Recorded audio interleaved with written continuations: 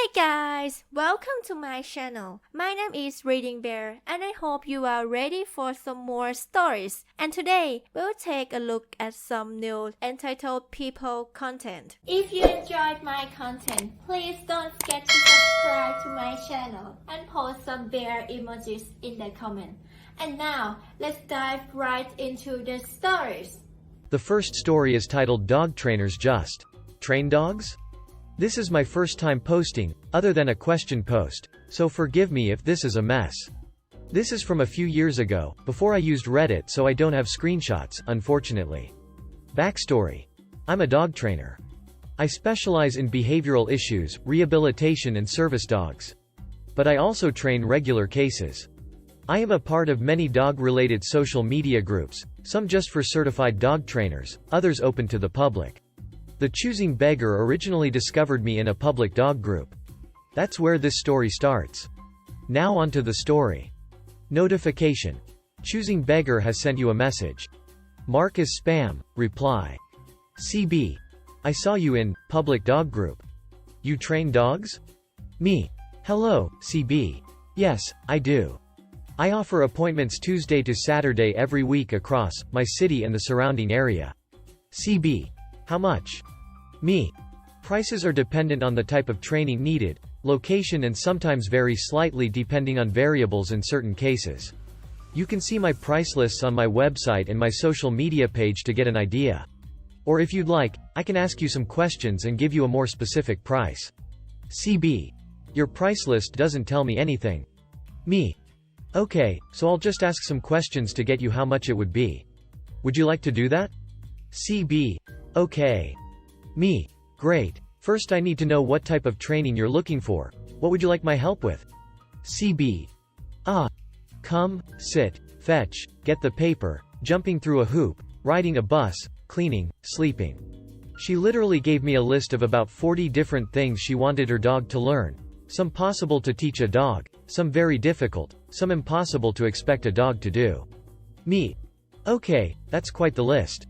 Do you mind clarifying what you mean by riding a bus, cleaning and sleeping? CB. You should know. You said you're a dog trainer. Me.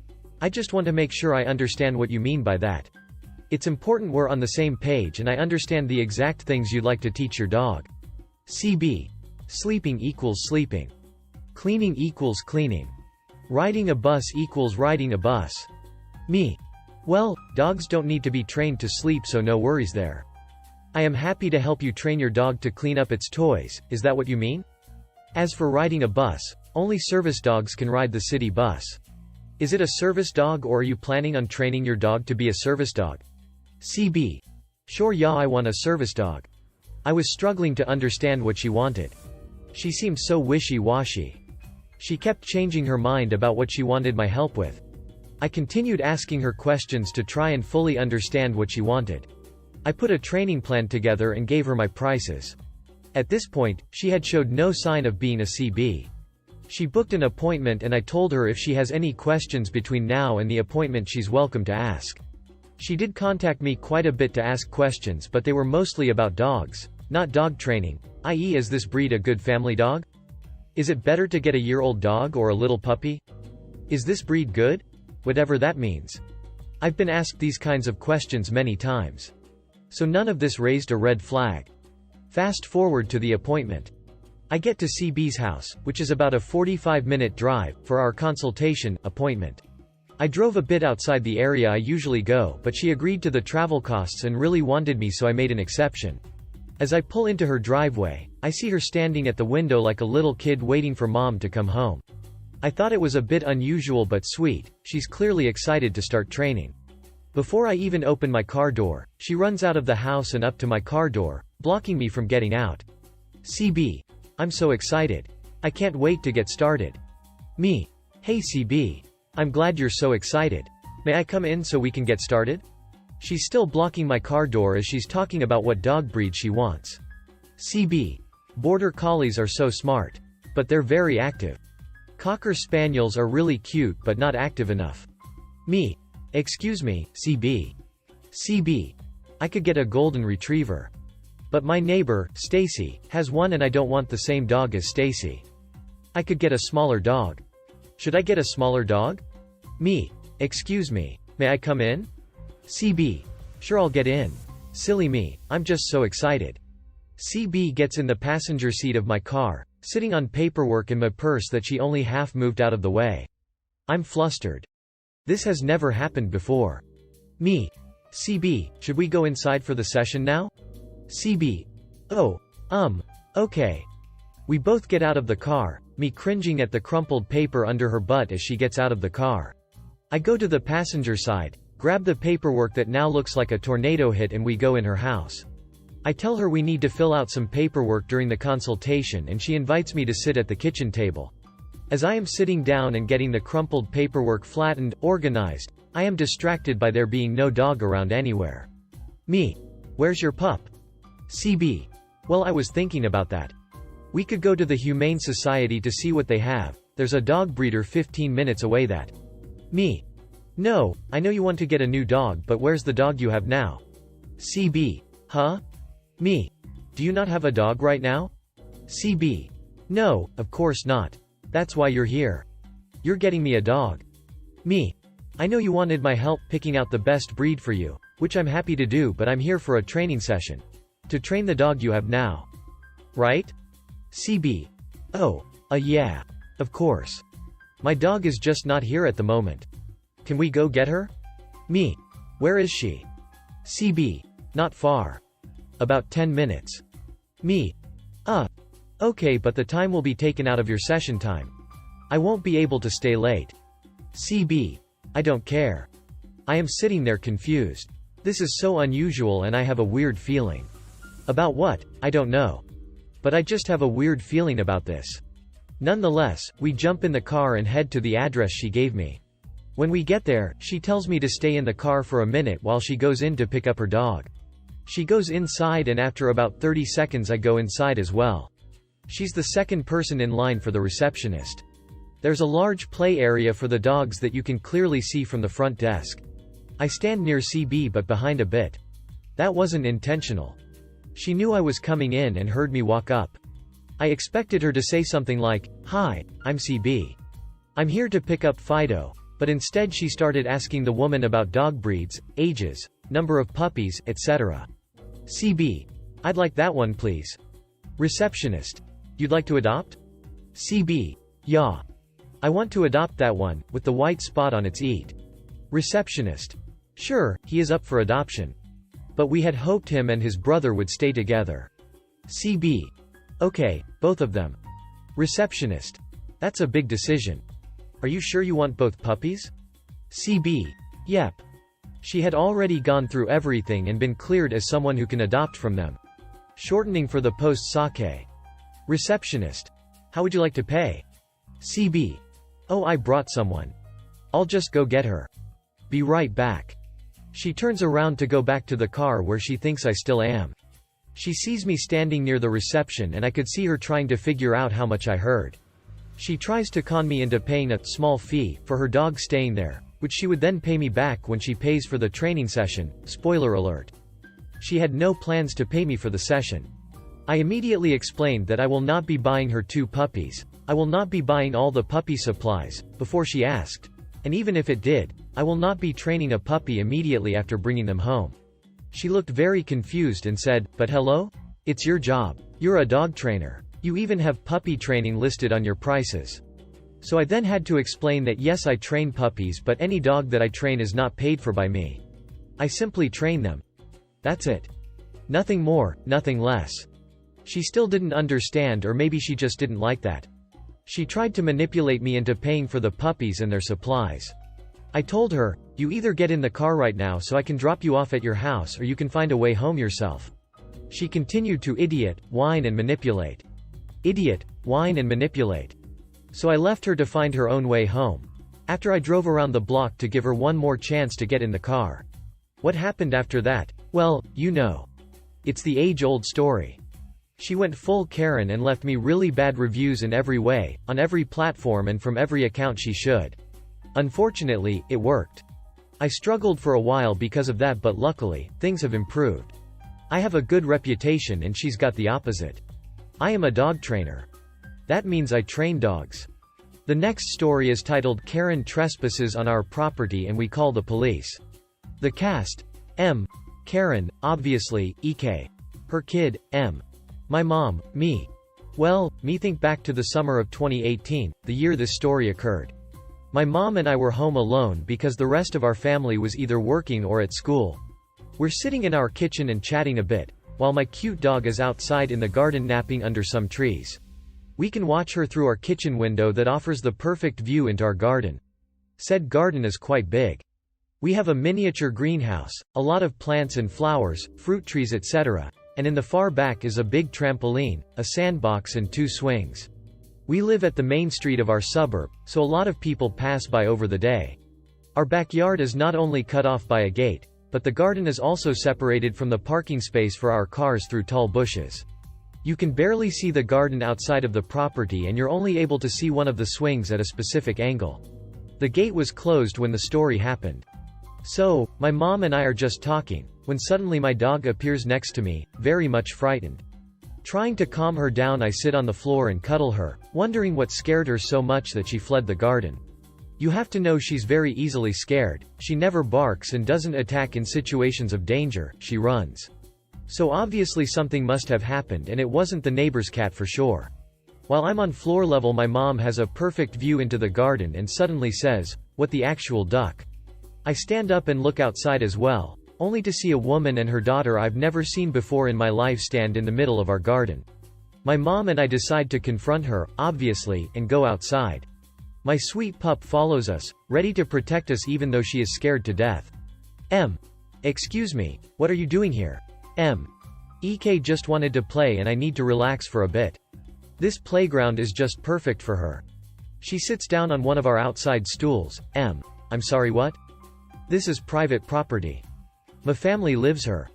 This is our private garden, you can't be here. M. Don't be silly, this is public space. She literally closed her eyes and faced the sun after that. I'll never forget that. M. You are literally trespassing. I want you and your daughter to leave right now. M.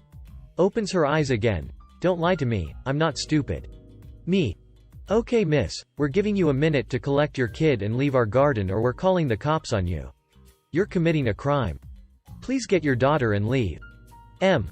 What the duck, are you people stupid or something?